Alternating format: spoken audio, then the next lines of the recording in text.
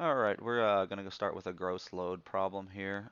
This will be the second one that we will be working on. So as I said before, we're gonna start with page one, which will be our deductions. Well, first of all, we're gonna look and see what the question is asking here. So here's our question. Find the gross load, 360 degrees, lifting with the block off of the main using tip to ground. That'll be for your line pull. So we already automatically know our line pulls 12,920. That's never going to change. We have 7,800 pounds of removable counterweight with outriggers fully extended, and this is going to be the 360-degree chart. So the 7,800 pounds of removable counterweight, outriggers extended, and the 12,920 pound line pull, those will never change. So we know we can always put them on every equation. So we're going to go through this one a little bit quicker. As I said, this is the diagram that I use. Um, this is just where the placement of everything should be. But the order of how it's set up, that's how you should be doing it on your page. You know, write it the radius underneath your horizontal line, your boom length of your next to your vertical line. Line pull up at the top here, put your gross capacity equation in this area, then separate it, deductions, each deduction in that way. I mean, you may not have all the lines, but that's how the setup should be. It's going to help you complete your questions much faster and be accurate. So, um, that being said, we're going to go ahead and get started with our deductions. So, what we have here, this is a gross load question. So what we're going to do is find all the load that's going to be picked up, plus all of our deductions on a crane, such as our hook blocks, headache balls, our extensions, our shivs, all the normal deductions that are on here. Plus, you're going to see one other deduction. That's going to be our load. So with our load and our deductions, that's going to give us our gross load. That is different from gross capacity. Gross capacity is the hard number that you're going to see on your load chart at any given boom length and boom radius. So main boom, so we're going to work down the line. We got our 7,800 pounds of removable counterweight, and then underneath that we have main boom. Our main boom is uh, 70 feet. So we're going to go up here, our main boom length, we're going to type in 70 feet. All right. Now, our next question, main boom angle. We don't have a boom angle, so we don't need to worry about filling out this boom angle here. We're going to go to the following question, our radius. It's asking or telling us what our radius is going to be. So we're going to go over here, we're going to put in our radius, 30 feet. That's our radius. So now underneath that, you're going to see something you're not going to see on all of them. And other here, it's going to be uh, our lift. So that's going to be our lift or our load that we're going to be picking up with our hook block and all that stuff. So including our tackle plus the lift, that is going to be or all our deductions plus the lift or plus the item we're picking up. That's going to be our gross load. So we're going to start with our deductions here. We got 16,500 pounds. So we'll go here. I'll put this in as lift. And then right here, we're going to go ahead and put in our deductions. So 16,500. 16,500. All right. Now we're going to move down one more. Underneath lift, we got auxiliary boom head. We already know. I'm going to type in AUX head, aux head.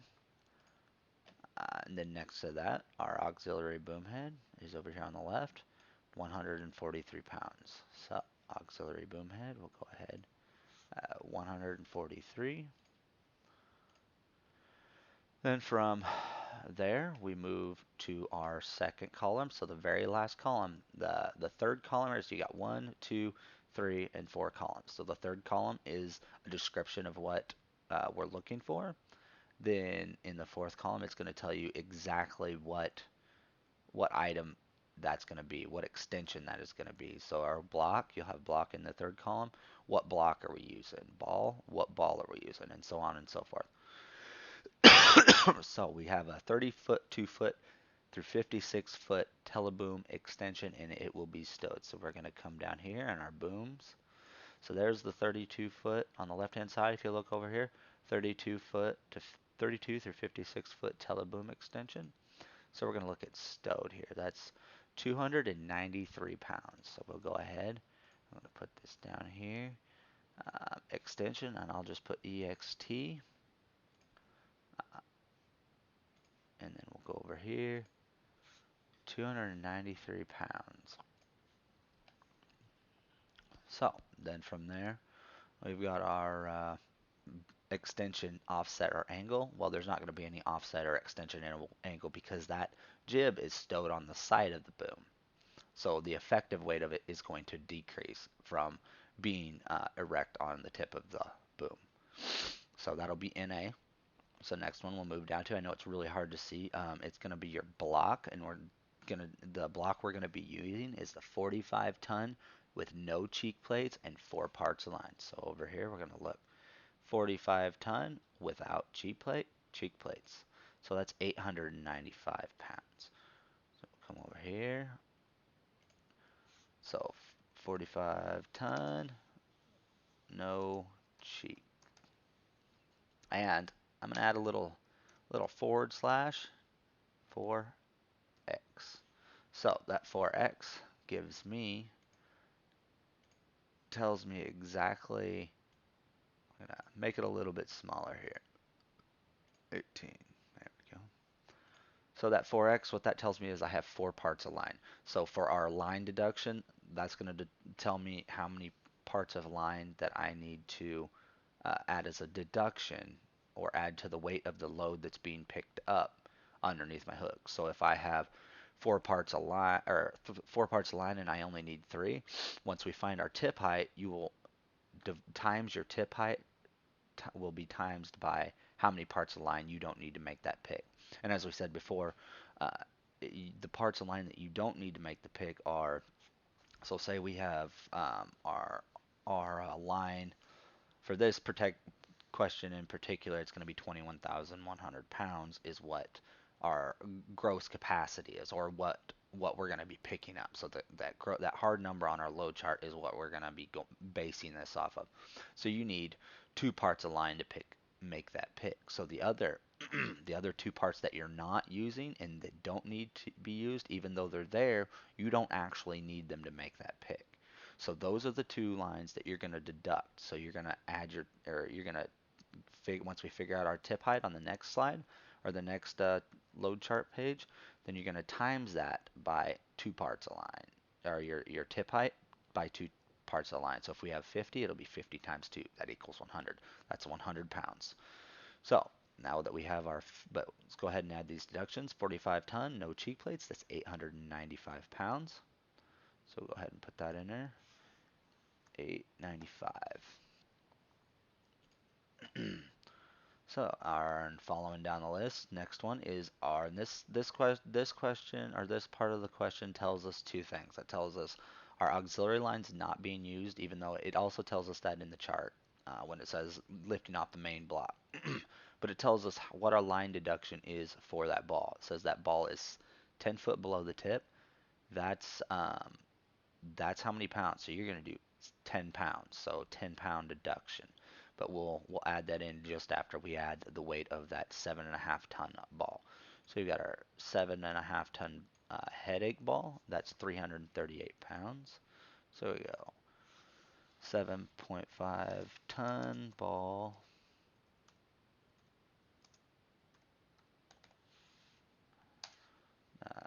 10 below. 10 below. So I made a little notation there. So if I did forget to write it down, I can always go back and look at it, especially if I mess up. So our 7.5 ton ball, Epic ball, is 338. And now our next deduction, we're going to be looking at our rigging. Well, actually, we'll go skip back this. So 10 foot below the tip, we'll go ahead and add that in here. So I like to put my aux line. So aux line and main line, I like to put the notations farther down, as far down as I can. That way they don't get in the way if I have a bunch of deductions. So we'll put main line line. We don't yet know what our main line is, but I just go ahead and put it in there anyway. So I know I still need to have my main line, and I need to count for my aux line. So we already have the line deduction for the ball. It's 10 foot below tip, so we're just going to add 10 pounds here. At 10 pounds. All right, so now our next deduction is we don't have any, is our rigging. So rigging, we're going to come over here. All right, rigging. All right, GG. Rigging, and our rigging is 183 pounds. 183. 183. So our next deduction will be our main rope, and in order to decide if we have a main rope deduction or not, we have to go ahead and finish up, find our tip height first, and then move on to the last chart, which would be our actual load chart where we find our gross capacity. And the gross capacity chart will go under here. I know we don't exactly need to write our gross capacity down to figure out uh, to deduct any of our deductions from, because it's not a net capacity question, but it is, we still need to find out the gross capacity of the crane in order to find out our line deduction. So keep doing the equation exactly how I'm doing it here, step by step, and you shouldn't have a problem. So we have so we don't even have to look at our chart down here, our question. We've got it all right here. So we have a 70 foot boom length, and we've got a 30 foot radius. So we're going to come over here and we're going to highlight. We got a 70 foot. Let's see here.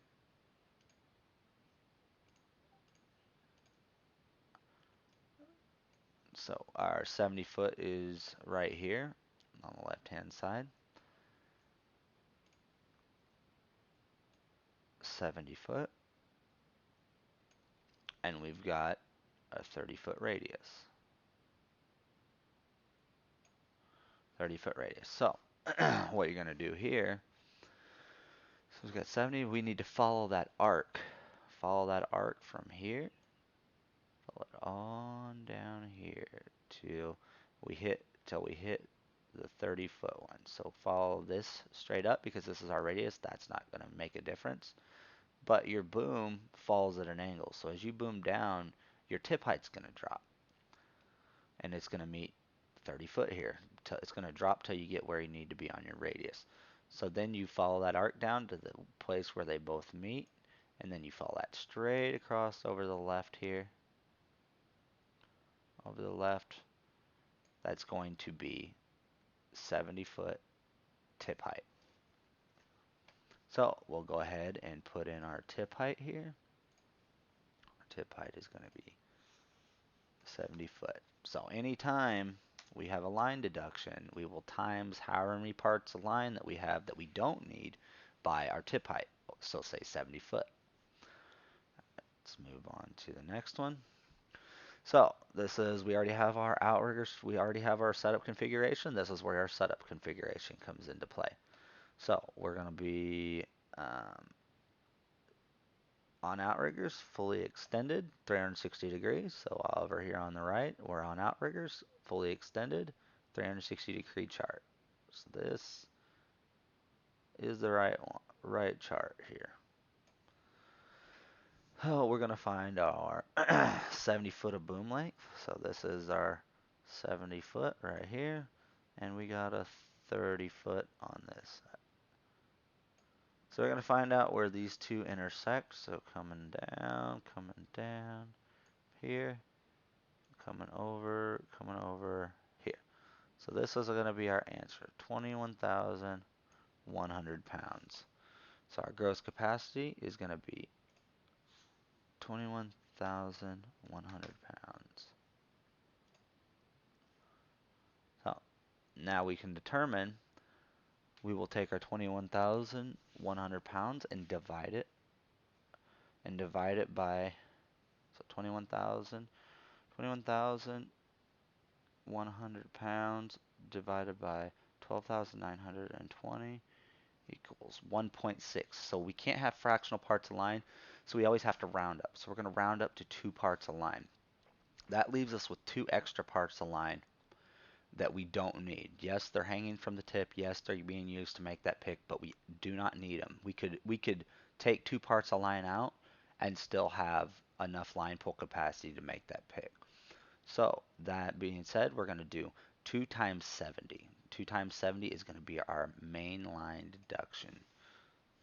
2 times 70 is 140 pounds. So now we have everything that we need in order to figure out all of our deductions together and figure out our answer. Our answer is going to be one of these four down at the bottom here. So we're looking at, we've got 16,500 plus 143 plus 293 plus 895 plus 338 plus 183 plus 140 plus 10 equals 18,502. So down here on the bottom, you're going to see 18,502. The very bottom, that is your answer. That is the correct answer for this test. So that being said, we will go ahead and move on to the next one. I am going to put up another video in case, videos for each one of these in case you want to have a look at another video. He explains it a little bit better as well. This is the method you should use in order to do these tests. There's not as much stuff on there that the video is going to show you. There's not as much stuff on there as video. It kind of breaks it down and makes it bare bones, but it's quicker to do it this way than his way. He kind of adds a lot of stuff into it. All right, this is Seth, and that'll conclude this video.